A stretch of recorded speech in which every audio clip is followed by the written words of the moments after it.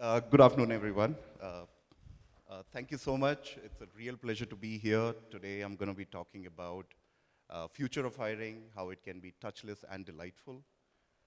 Uh, just to give you some very basic background on touchless and delightful, touchless essentially doesn't mean everything is 100% touchless, but it's essentially what can be automated is automated, should be automated. And delightful is essentially for all the stakeholders of hiring. It's not just the candidates. Candidates definitely deserve a delightful hiring experience, but so do the recruiters, so do the interviewers, so do the hiring managers. So that's what we're going to talk about. Uh, yeah. So first question is, why is HirePro speaking about it?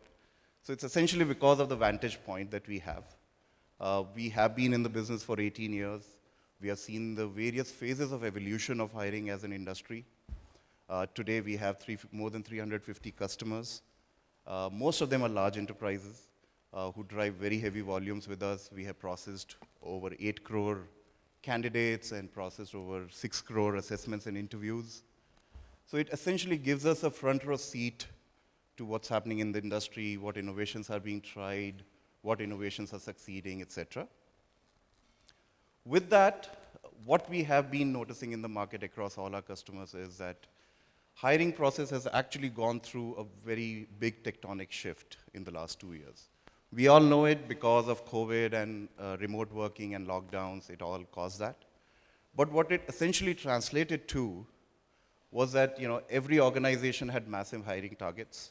When the recruitment teams were hiring these people, trying to meet these targets, they were facing stiff competition in the market as well, because so were the other organizations, gunning hard for those targets. All of this had to be done in a completely new process, completely new remote process where all the participants were in different geographies. Even the hiring locations were being remote and hybrid, etc. And all throughout, the management expectations were incredibly high. Management expected the recruitment teams to meet these numbers, follow these processes very effectively, very efficiently. And all throughout, new challenges were faced related to, how do you manage fraud in hiring? How do you manage audit and compliance of your hiring? And all of this essentially translated to, a new baseline that has been set for the ideal hiring process. So this is very different from, 4 years ago, had we talked about, what changed in 2 years, it would have been very little. But last 2 years have truly created a new baseline for the hiring process. And some of the base denominators that actually have stuck around in the new world essentially is that, all our customers are telling us that, most of their hiring will continue to be remote. Some of it will be strategically hybrid in nature. Candidates, through the push of, everybody getting all digitized, they have become truly tech savvy. They have more choices in terms of employers, more choices in terms of where they want to work from, more choices in terms of how they wish to work. And in all of this, they are expecting every employer to, to do more and offer more, to be able to, get attracted, right? And not just the candidates, the employers have gotten savvy as well. Everyone has experimented with a lot of remote hiring solutions. Everyone has tried and learned, and today they are much more informed, much more experienced, and they are much more deliberate about what they want out of automation. So these are really the new baselines. All those things which were ideal from a vision standpoint have become real today. And then that's where, we believe that, the future of hiring is touchless and delightful. Like, just to reiterate, touchless essentially means that anything that can be automated should be automated.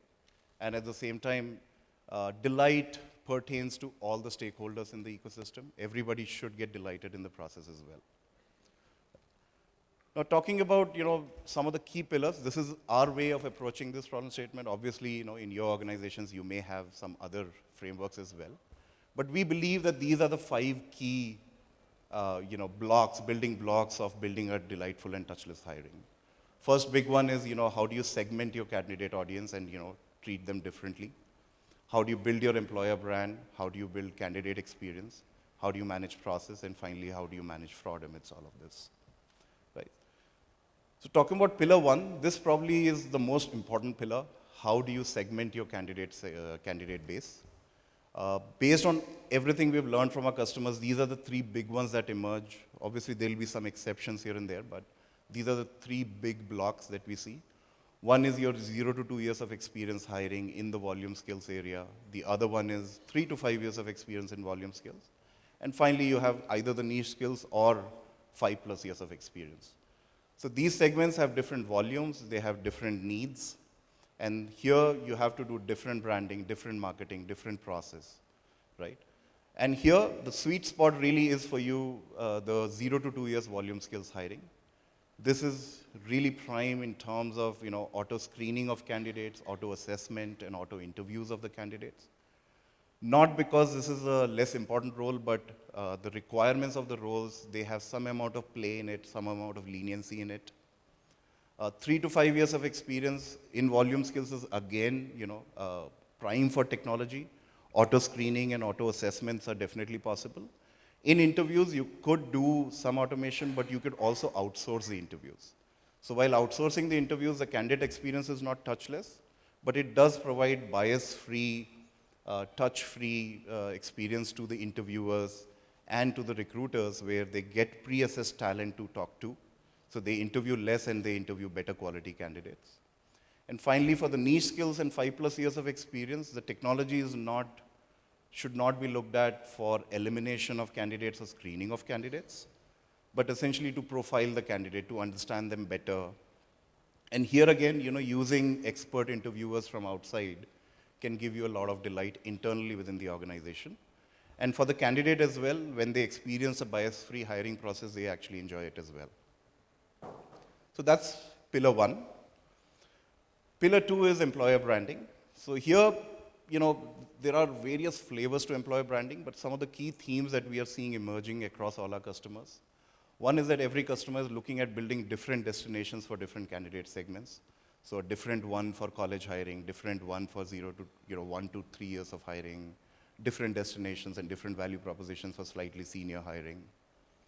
The other big trend that is upcoming is give candidates a purpose to revisit your destinations. The traditional career site just talks about some of the missions, values, some basic information about the company, and then immediately jumps into providing all the job listing.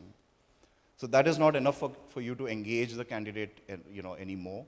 In today's day and age, the candidates expect that can you give me something more, some more blog articles, some more day in my life, and things like those.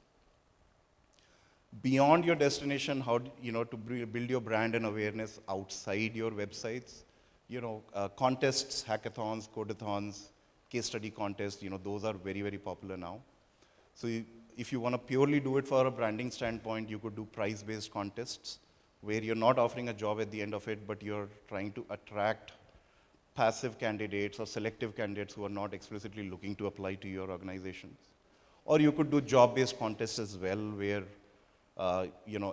in addition to rolling out that job opening in the market, give it a little bit of a gamified flavor, and then make a contest out of it so that you attract better and more candidates. And in all of this, you have to continue highlighting that you adhere to the principles of diversity, equality, and inclusion as well. Right? Obviously, there'll be probably 25 other things as well, but these are the key ones that we see shining across all our customers. Pillar 3 would be candidate experience. It is closely related to the employer brand because whatever you do for candidate experience feeds into your employer brand as well. However, on its own, some of the very key things, and in the previous panel talk, this came up, that build very effective job descriptions, give the candidate an insight into, if you are looking to apply in this role, here is what you can imagine your life to be.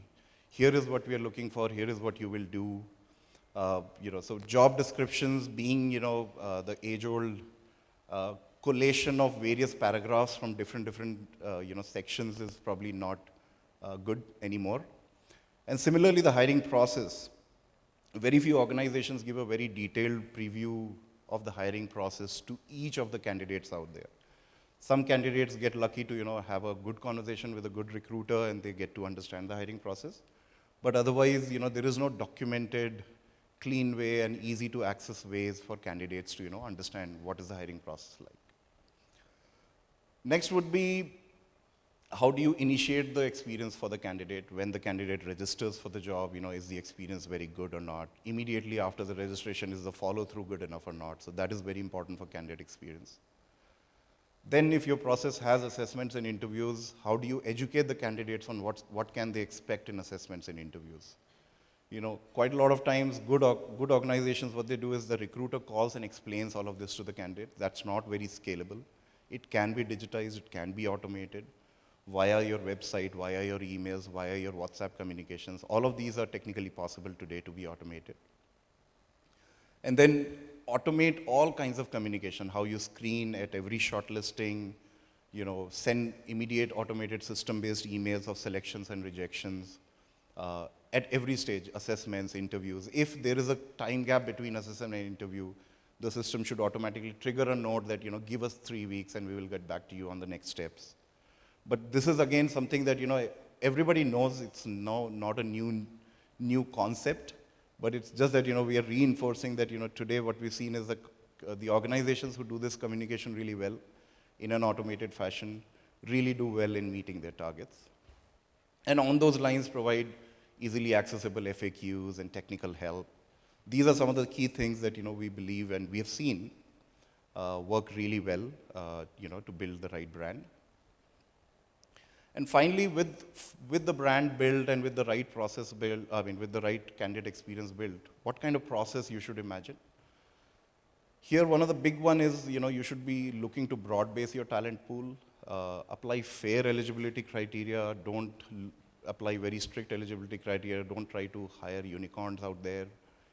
Like for example, in campus hiring, you should not be using college degree or a branch as the eligibility criteria. You should try and, use the assessment as a true determiner of the quality of the candidate, give more candidates, the opportunity to participate, right? Assessments, are really, really advanced and good now.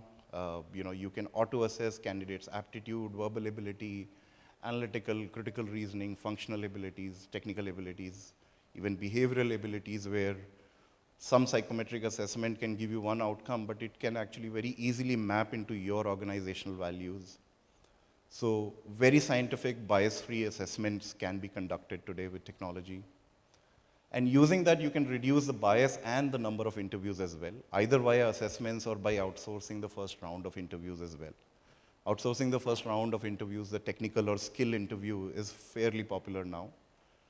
It gives delight, it gives touchlessness, but it also eliminates a lot of bias in your recruitment journey. And another very popular emerging trend really is you looking at pre-assessed and pre-interview talent pool as well, right? So this has become a reality now. It's working really well in a lot of places, where you take pre-assessed talent so that you don't have to spend too much time, shaffing through the noise a lot. Or sometimes pre-interviewed candidate itself, where you just do one round of conversation and make an offer. And to meet all of this, you would be needing a high-scale, high automation system. So that is again very important to invest in. And probably the timing is better today than 2 years ago. Right? And the last one is really fraud. So this is a very popular topic. It became extra popular over the last couple of years. It's especially very prevalent in the Indian recruitment ecosystem. So here, the way we are approaching fraud and the way our customers have succeeded in managing fraud is really by looking at fraud as an end-to-end journey, not as a single-time journey. So don't just look at assessments only as a time to check for fraud. But look at, at the time of registration, today you have automations available where you can auto-fetch the candidate details from their PAN database or from their Aadhaar database. So get the genuine name, genuine photo of the candidate. Ensure that that person who registered is registering with genuine credentials. Then during assessment, the same person is attending the assessment. While attending the assessment, they're not taking any external help, either from something outside their machine or by having somebody sit with them and help them. Similarly, in interviews, interviews on Zoom and Microsoft Teams sort of fall short around this area that, how do you ensure that the candidate who registered and took the test is the one I'm interviewing right now? during the interview, they're not actually taking external help to give me the answers, right? So this is essentially the fifth final pillar that, once you manage all of this, so just to go back, right? So if you segment your candidate base well and design the right process, you can achieve the right delight and right touchlessness. In employer branding, again, there are some key, very actionable themes that you can apply to build a very strong employer brand. Automation is available that elevates the candidate experience and at the same time gives you the necessary relief. For process, again, at every step you have the power of technology and when applied with intent can give you the outcomes. And all of that, do invest in fraud management because you apply rest of it all and if you don't invest in fraud management, everything sort of, goes to waste. So this was it at a high level. In order to gain some time, I purposefully went a little bit fast. Any questions? Right. Yes, please. Yes, yes.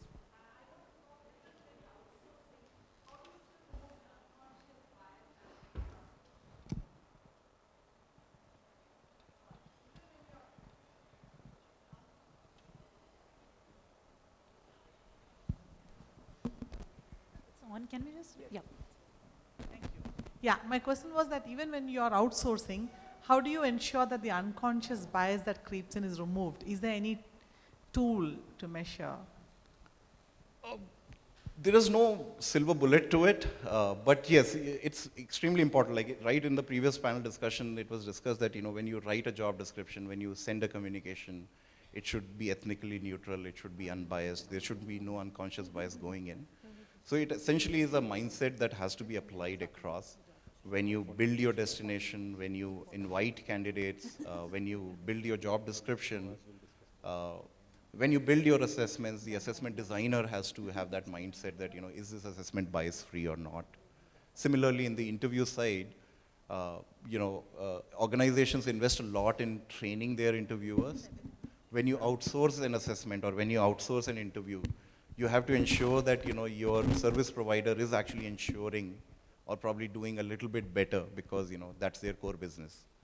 Because if you think about it, like, an internal interviewer has a day job of doing something else. But when you use a service provider, they are expected to give you better service than your internal interviewer. So, yeah, unfortunately, there is no tool to measure it. It's really a mindset, but yeah, applying a bias audit, right? It's not just for diversity, equality, and inclusion, but any other kind of unconscious bias. Auditing your organization's hiring process for bias is an important step. Thank you so much. I just could add a little more, if you don't mind, because I have students, we coach students to get into corporate jobs. So sometimes we get the feedback about like groupism happening very naturally, nothing wrong about it. So I think the bias creeps in somewhere probably at the appointment level or at the promotion level. So I was just wondering. Yeah, so we've heard these stories as well, and it's very difficult to pinpoint where it actually happened and didn't, because sometimes a disgruntled candidate could complain that I was rejected unfairly when they weren't. At the same time, sometimes affirmative action also plays a role that company has a certain diversity target to meet, be it by gender, be it by age, be it by orientation. Over there, if some candidate is being given a special preference, which makes the other non-minority candidate feeling left out. So some of those realities are also true. But that groupism, generally what we've seen is, using the power of technology eliminates a lot of this, that at the time of screening, at the time of assessments, at the time of first round of outsourced interview, until that point, if everybody is being fairly evaluated in an unbiased manner, then there is a very high chance that in the last round of interview, you are not getting rejected just because there was a bias. Right? So Thank you. technology probably is the solution for Sure. it. Thank you so much. I think there was a question from that corner.